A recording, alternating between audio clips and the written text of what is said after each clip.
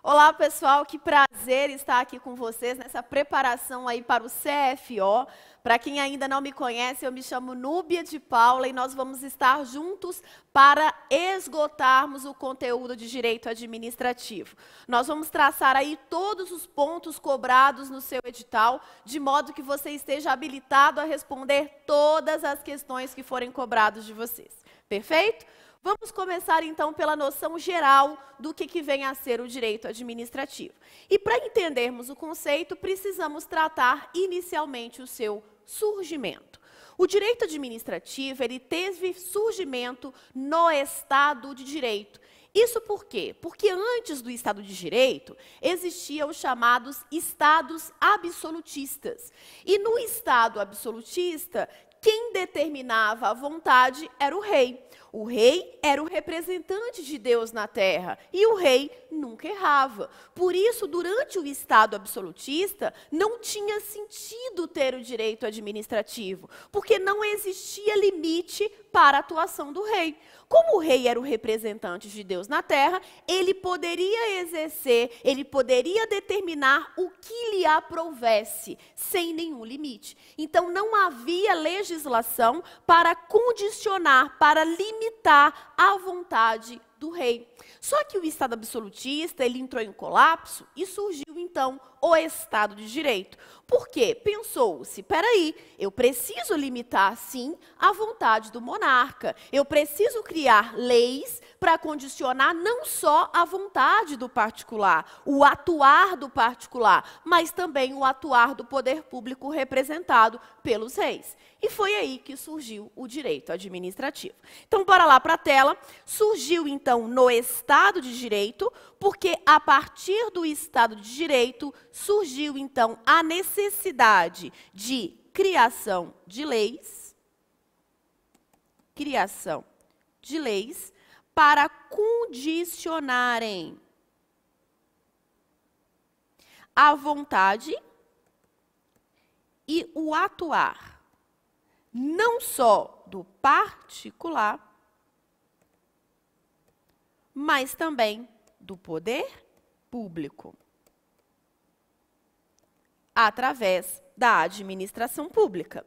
Então, perceba que, a partir desse momento, nós vamos aqui ter o surgimento dos princípios que vão reger esse direito administrativo. Então, o Estado de Direito, ele trouxe princípios, porque na criação de leis teria que se pautar sobre princípios que deveriam ser obedecidos tanto pelo particular quanto pelo poder público. Porque o princípio, ele entra como um limitador do atuar do particular e do poder público. Então, se eu tenho leis que vão condicionar esse atuar, essa vontade, essas leis são pautadas em princípios que vão reger a atuação do particular e a atuação da administração. No surgimento do direito administrativo, que vai explicar todo esse conjunto normativo e principiológico, ele se fundou inicialmente com base em dois princípios. Primeiro, o princípio da legalidade. E depois, o princípio da separação dos poderes. Separação dos poderes. Foi a partir, então, do Estado de Direito que trouxe essas premissas de que haveria uma necessidade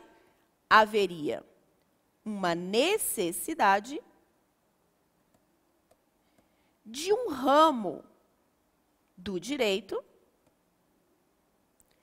para estudar,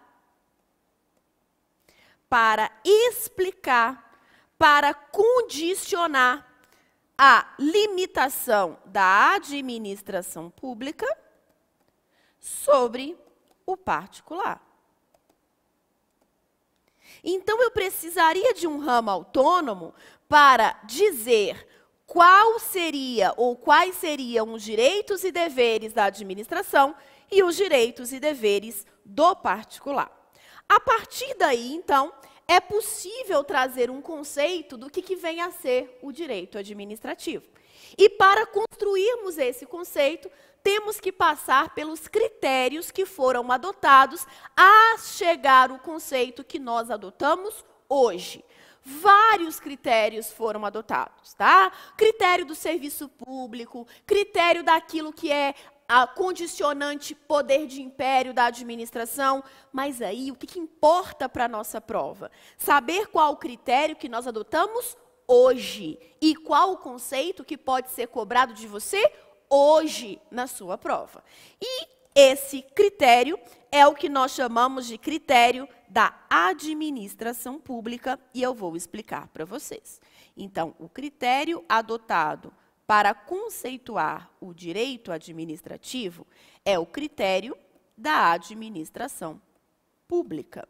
Porque conceituar direito administrativo não é uma tarefa fácil. Como não é uma tarefa fácil, utilizou-se, então, vários critérios, várias premissas para se chegar ao conceito que nós temos hoje. E o critério que nós adotamos para chegar a esse conceito atual é o critério da administração. Pelo critério da administração pública, primeiro, eu tenho que esse critério, ele traz o conceito do que vem a ser a administração. E aí nós vamos pautar isso mais para frente um pouquinho do que é a administração. Porque vamos voltar aqui. A administração pública e o particular são o objeto do direito administrativo. Aí eu tenho que entender o que é esse particular e o que é essa administração. Mas antes de tratarmos os componentes do conceito, vamos entender o conceito. Então, pelo critério da administração pública, o direito administrativo, ele é um ramo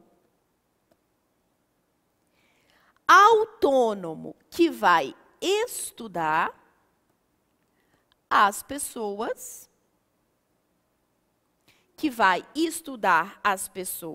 jurídicas, vai estudar os órgãos públicos, vai estudar os agentes públicos,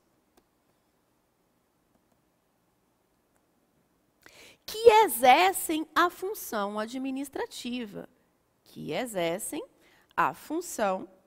administrativa,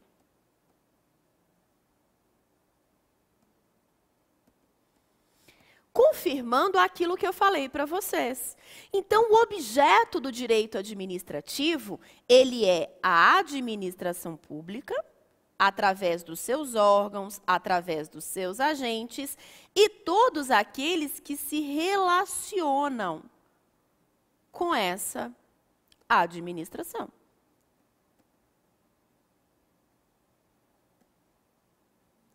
A partir desse critério, eu consigo, então, trazer o conceito que é cobrado em provas de concurso. E qual que é o conceito hoje que é cobrado em prova de concursos? É o conceito trazido pelo Eli Lopes de Meireles.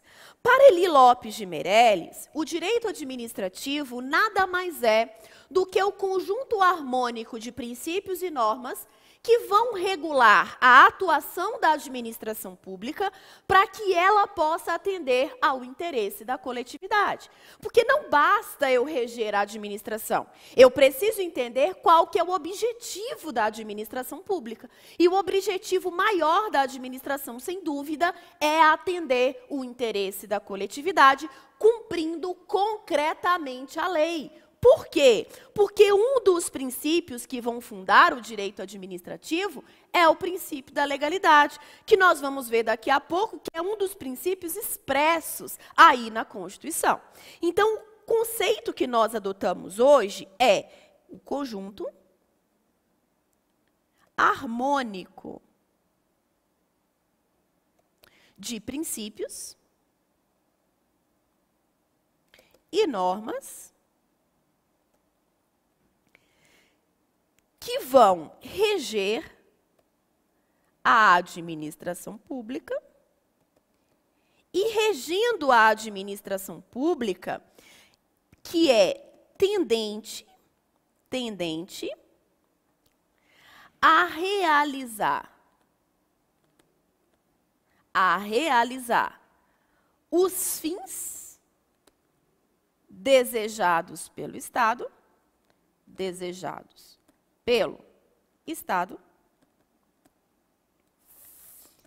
no cumprimento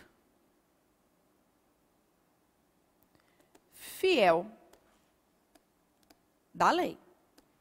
Então, perceba que se eu tenho aqui um conjunto harmônico de princípios e normas que vão reger a administração pública, que nós vamos ver daqui a pouco o que é, a fim de realizar as vontades realizadas ou desejados pelo Estado, que nós vamos ver o que é, no fiel cumprimento da lei, eu sei que o fim desejado, tanto pela administração quanto pelo Estado, vai ser o que nós chamamos de interesse público.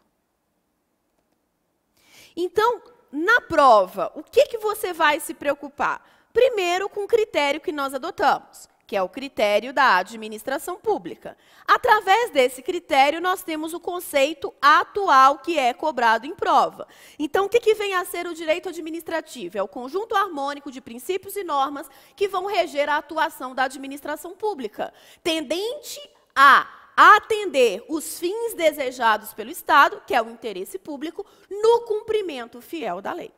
Bacana, Núbia, entendi. Agora, quais são as fontes do direito administrativo? As fontes do direito administrativo, eu tenho lei, eu tenho jurisprudência. E atenção, quando eu falo lei, é lato sensu. E ela é a fonte primordial do direito administrativo, porque administrar é aplicar a lei de ofício. A legalidade para o direito administrativo é uma legalidade estrita. O administrador público só pode atuar se a lei determinar. Se a lei não determina, ele não pode atuar. É o princípio de submissão à lei. O administrador só está atuando de forma legal se ele atua no fiel, estrito cumprimento da lei. A jurisprudência também, sem dúvida, é fonte do direito administrativo. Não à toa, nós temos várias súmulas vinculantes de suma relevância para o direito administrativo. Uma dessas súmulas vinculantes, muito conhecidas e muito cobradas nos concursos públicos, é a súmula vinculante 13, que veda o nepotismo, a contratação de parentes sem concurso público para ocupar cargo, emprego ou função na administração pública. Então, percebam que a jurisprudência ela também tem fonte relevante no direito administrativo.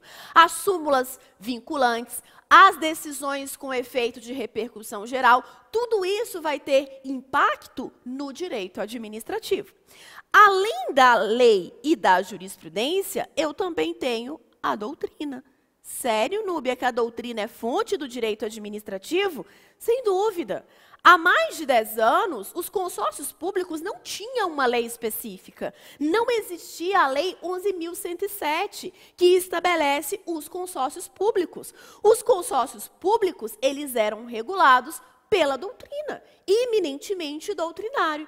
Núbia, mas você não disse que é o fiel cumprimento da lei? Só que a lei aqui no sentido lato sensu. Por isso que vai entrar os princípios, por isso que vai entrar as regras para dar o fiel ou a fiel interpretação da lei. Vai suprir as omissões legislativas, se houverem. Por isso, nós temos os costumes, que também vão ser fontes do direito administrativo.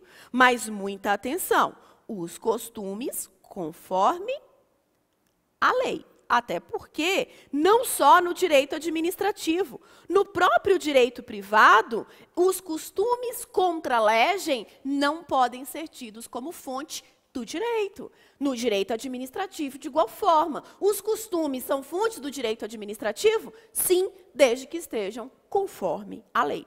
Agora, sem dúvida, junto com a lei, uma das fontes premissas aqui do direito administrativo são os princípios. Os princípios, sem dúvida, são as fontes mais cobradas em prova para vocês. Então, os princípios, quando eu digo, são os princípios gerais do direito. Ah, Núbia, ótimo. Os princípios gerais o quê? Do direito administrativo. Esses princípios, eles podem ser de duas ordens. Esses princípios podem ser expressos ou esses princípios podem ser implícitos. Núbia, qual é melhor? Não existe hierarquia entre princípios. O que existe é uma adequação principiológica. O que eu quero dizer com isso? Que nenhum princípio é melhor do que o outro. Eles têm igual hierarquia normativa. Apenas que alguns princípios estão expressos na Constituição. E eles são chamados de princípios mínimos, porque eles estão expressamente previstos na Constituição e eles estabelecem e eles devem estar presentes em todo o atuar da administração. Não importa se é uma licitação, não importa se é um concurso público, não importa se é a punição de um servidor, aqueles princípios devem estar presentes em toda a atuação da administração. Outros princípios são implícitos, ou seja, embora eles não estejam previstos expressamente na Constituição, eles estão previstos em legislação extravagante. E em situações específicas, eles são invocados, eles são exigidos do agente público. Vou dar um exemplo para vocês.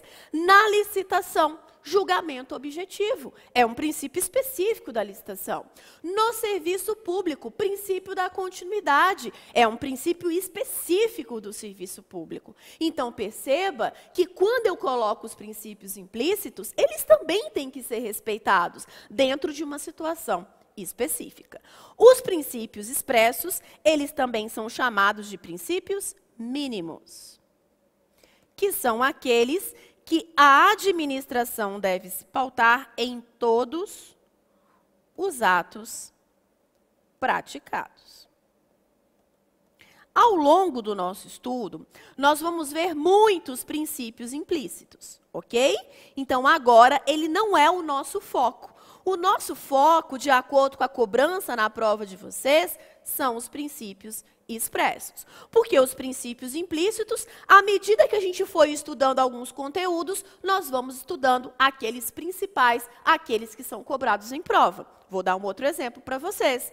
Quando estudarmos atos administrativos, nós vamos estudar os princípios da autotutela, que é um princípio implícito do direito administrativo. Quando estudarmos poderes administrativos, principalmente poder de polícia, vamos estudar a proporcionalidade, que é um princípio implícito do direito administrativo. Então, segura a mão que os princípios implícitos vão ser vistos ao longo do conteúdo.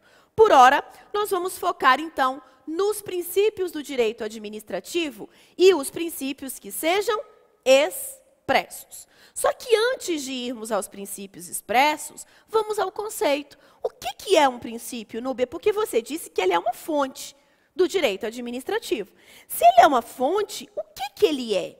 Eles são, ou ele é, um preceito normativo. Ele serve de interpretação para as demais normas jurídicas. Ele vai, então, dar o caminho que o administrador público deve seguir. Ele vai servir, de norte para interpretar a lei, para interpretar as regras. Então, anotem o que são princípios do direito administrativo. Tanto os princípios que sejam expressos ou implícitos. Esse conceito vem de que são preceitos que servem de interpretação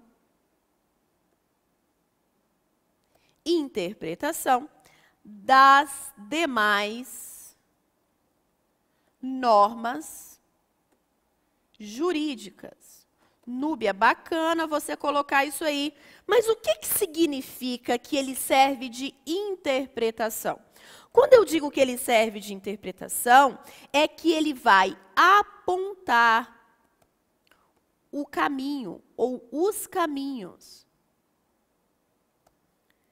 a serem seguidos pelo aplicador da lei.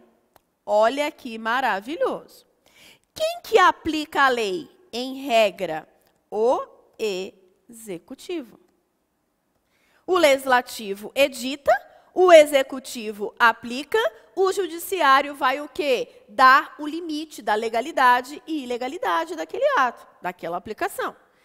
Nesse sentido, se ele vai apontar o caminho, se ele aponta o caminho, ele busca o quê? Qual a finalidade de um princípio? Porque todas as vezes que vocês encontrarem um conceito, se questionam qual que é a finalidade daquele conceito. Para que servem os princípios, então? Ele serve para interpretar. Mas com qual finalidade eu vou interpretar? A finalidade é eliminar as lacunas legislativas. As lacunas legislativas. Quando ele elimina as lacunas legislativas, ele oferecendo uma maior coerência, uma maior harmonia na aplicação da lei. Então, por isso que nós dissemos que princípios são vetores normativos. Então, caiu isso na sua prova, não desespere. Vetores normativos são aqueles que servem de interpretação para as demais normas jurídicas com a finalidade de suprir as lacunas legislativas e propiciar, então, a aplicação correta da lei. Dito isso, vamos, então, aos nossos princípios expressos. E quais são os princípios expressos? Eles estão no artigo 37, caput da Constituição Federal de 88. Quando você for ao artigo 37, caput, você vai ver que a administração pública, direta ou indireta, ela tem que se pautar pelos princípios da legalidade, da impessoalidade, da moralidade, da publicidade e da eficiência. Esses são os 5 princípios mínimos do direito administrativo ou expressos. Vamos voltar lá. Significa que todos os atos praticados pela administração têm que ser pautados pela legalidade, impessoalidade, moralidade, publicidade e eficiência. Mnemônico é muito bom, só que você não pode ser induzido a erro. As provas sabem desse mnemônico, LIMP, famoso, todo mundo usa, e aí, por vezes, coloca que é princípio expresso a proporcionalidade. Muito cuidado.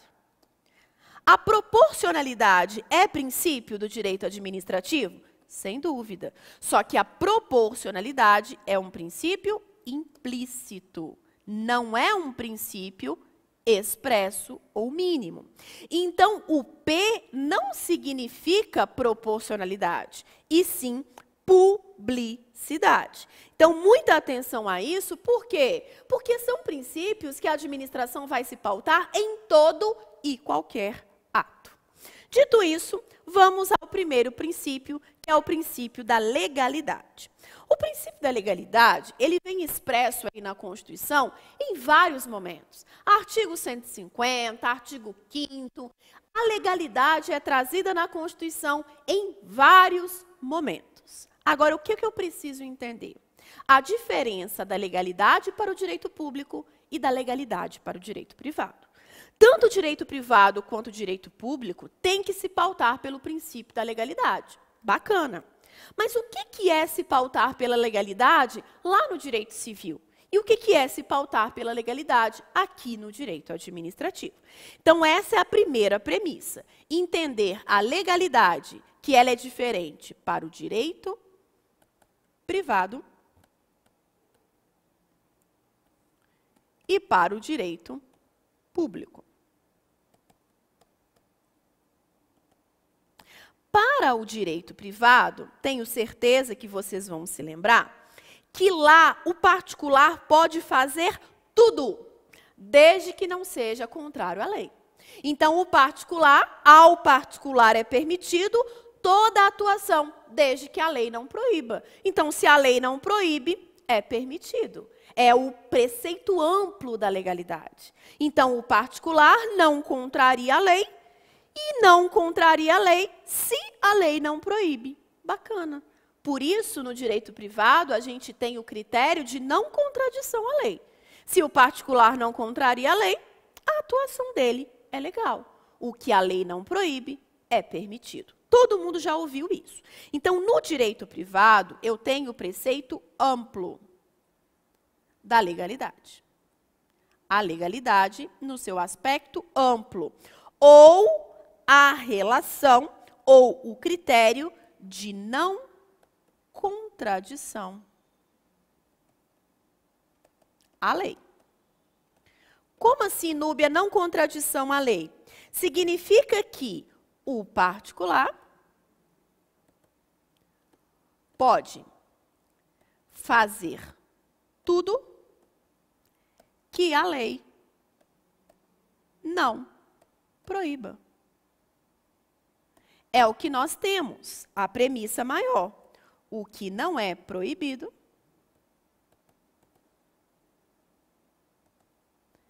é permitido. Já no direito público, no direito administrativo, aqui eu tenho o aspecto restrito ou estrito, como queiram, da legalidade. E quando eu digo que a legalidade é vista no aspecto estrito, então o critério não é de não contradição à lei, e sim de submissão à lei. Significa que a administração pública, olha a diferença, só pode fazer o que a lei permite. Se só pode fazer o que a lei permite, significa, então, que a administração pública deve atuar de ofício. Ou seja, apenas